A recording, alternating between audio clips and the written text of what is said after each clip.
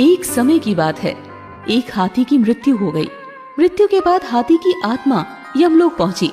तब वहां पर हाथी के कर्मों का लेखा जोखा निकाला गया तो पाया गया कि हाथी अपने जीवन में काफी अच्छे से रहा है।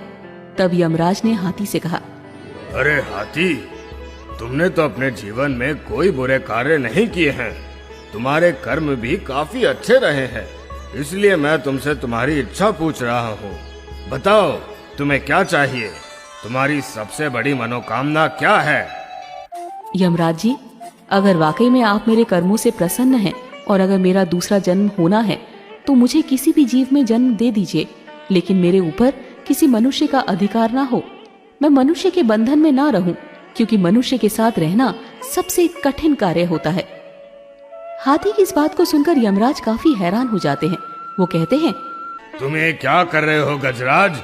मैं तो यही जानता हूँ कि मनुष्य जाति सबसे अच्छी होती है, वो सबसे ज्यादा बुद्धिमान होते हैं। तब हाथी कहता है कि यमराज जी, यही तो परेशानी है कि मनुष्य जाति सबसे ज्यादा बुद्धिमान होते हैं। आपको इंसानों के विषय में शायद ज्यादा जानकारी है नहीं, इसीलिए आप ऐसी बातें कर रहे हैं। कैसी जानकारी नहीं है मुझे? तुम खुद देखो कि यहाँ पर कितने मनुष्य खड़े हैं। उन्हें उनके कर्मों के अनुसार जो मिले उसे बिना किसी परेशानी के स्वीकार करते हैं। ऐसे में हाथी कहता है कि महाराज, मतलब आपको अब तक किसी जीवित इंसान से पाला नहीं पड़ा है, ये तो मृत है। ये तो सिर्फ मनुष्य की आत्माएं हैं। किसी जीवित मनुष्य से मिलिए तो आपको पता चले ना। ऐसे में यमराज काफी हैरान हो गए। तब यमराज ने कहा, ठीक है, तुम्हारी बात को आजमाने के लिए मैं तुम्हारे मालिक को यही जीवित मंगवाता हूँ। अगर तुम्हारी बात सत्य निकली तो तुम जो कहोगे मैं वैसा ही करूँगा, लेकिन अगर तुम्हारी बात गलत साबित हुई तो तुम्हें वापस उसी मालिक के पास जाकर रहना होगा जहाँ तुम पहले थे। हाथी ने यमराज की शर्त मंजूर कर ली। यमराज को भी हाथी की बातें काफी दिलचस्प लगी और वो किसी जीवित मनुष्य से मिलकर उसके बारे में जानने को उत्सुक हो गए। उन्होंने अपने यमदूतों को आदेश दिया, जाओ, जाकर इसके मालिक हीरा लाल को जीवित ले आओ। यमराज की आज्ञा मानकर 4 यमदूत हाथी के मालिक को लेने धरती पर पहुंच गए। लेकिन अब उनके सामने परेशानी ये थी कि जीवित मनुष्य को लेकर जाएं तो जाएं कैसे। इसीलिए वो लोग उसके सोने का इंतजार करने लगे। जब हाथी का मालिक पलंग पर सो गया तो उस यमदूतों ने पलंग सहित उसे उठा लिया और यमलोक की तरफ उड़ चले। थोड़ी देर बाद जब हरीलाल की नींद खुली तो उसने खुद को आसमान में उड़ते हुए पाया। नीचे देखा तो धरती नजर भी नहीं आ रही थी।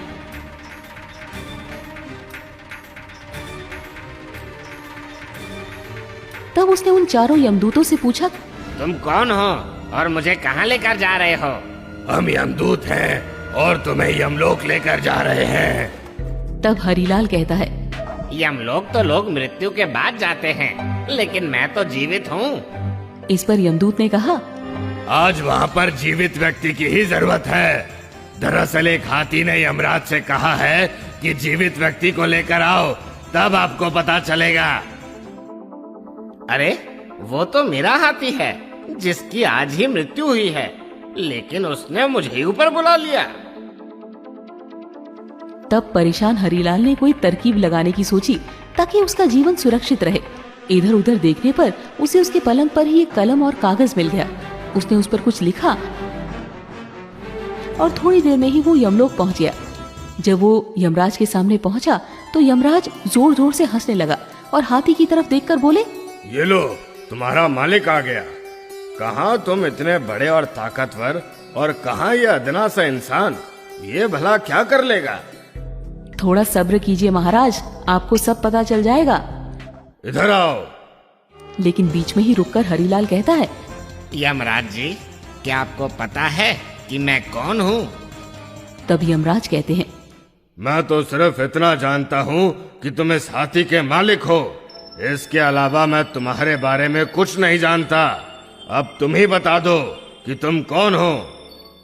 तब हरीलाल वो कागज यमराज को देते हुए कहता है, ये लीजिए, आप खुद ही पढ़कर जान लीजिए कि मैं कौन हूँ।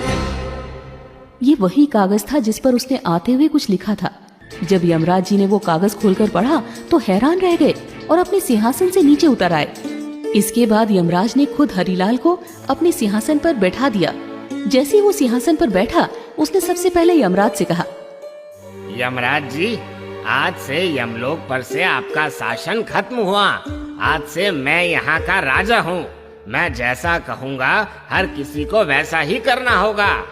तब हाथी कहता है कि अब देखिए यमराज जी, आगे आगे होता है क्या। तभी हरिलाल कहता है कि अब से स्वर्ग और नरक का झंझट खत्म, सभी के सभी स्वर्ग जाएंगे।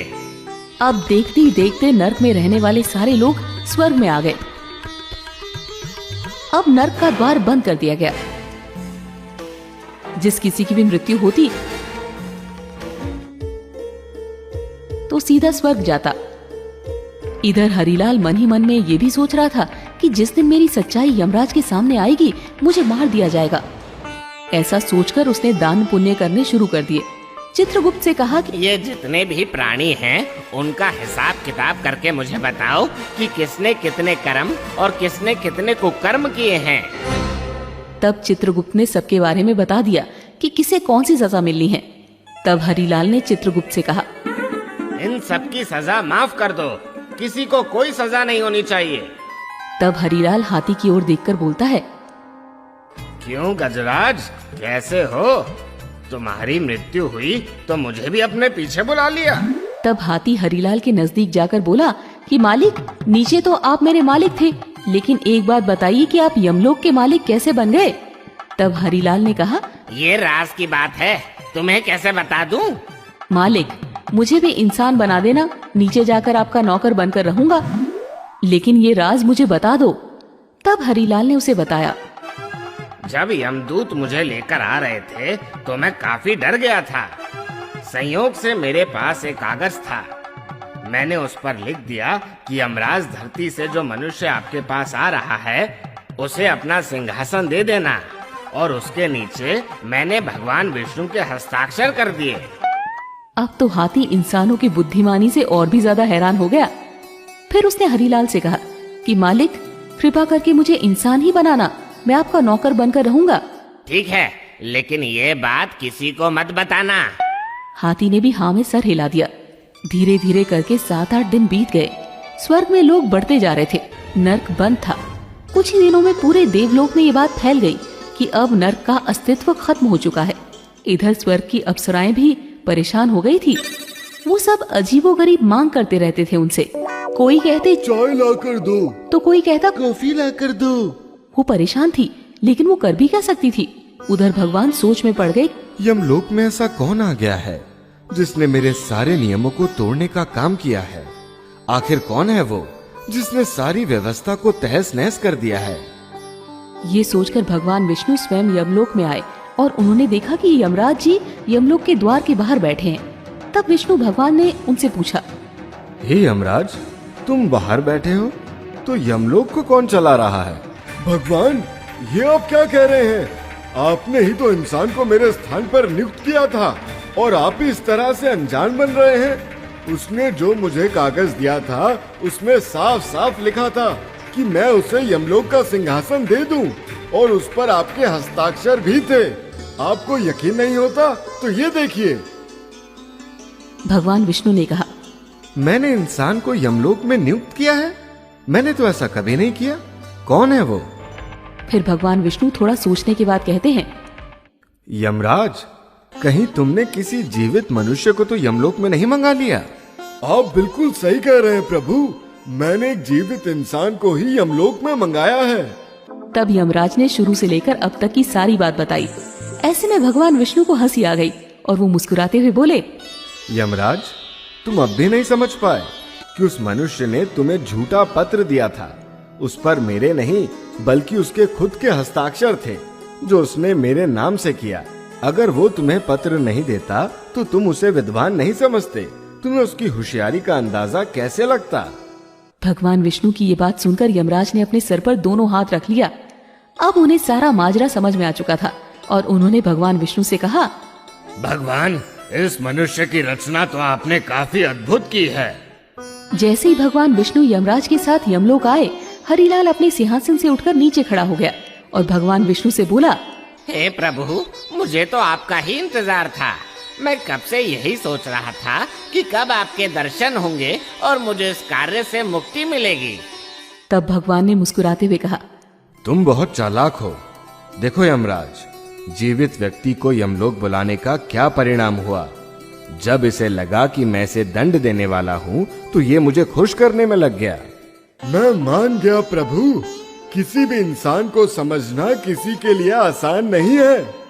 यमराज ने उस हाथी से कहा, गजराज, तुम शर्त जीत गए। मैं अब तक यही समझता था कि हम देवताओं से अधिक समझदार और कोई भी नहीं है, परंतु मैं गलत था। पर आज तुम्हारी वजह से मेरे सारे भ्रम दूर हो गए हैं। अब चूंकि हाथी यमराज से शर्त जीत चुका था, ऐसे में उसने यमराज से कहा कि यमराज जी, आप मुझे भी मनुष्य बना दे। यमराज ने उसकी शर्त मान ली और हरिलाल को वापस धरती पर भेज दिया। लेकिन यमलोक की सारी बातें उसके दिमाग से निकाल दी, यानी कि हरिलाल को यमलोक की कोई भी बात याद नहीं थी। वो फिर से आम जिंदगी जीने लगा। दोस्तों, इस कहानी से हमें यही सीख मिलती है कि इंसान को हर हाल में अपनी बुद्धि का इस्तेमाल करना चाहिए। अगर वो चाहे तो वो किसी भी मुसीबत का सामना आसानी से कर सकता है, जिस तरह हरिलाल ने किया।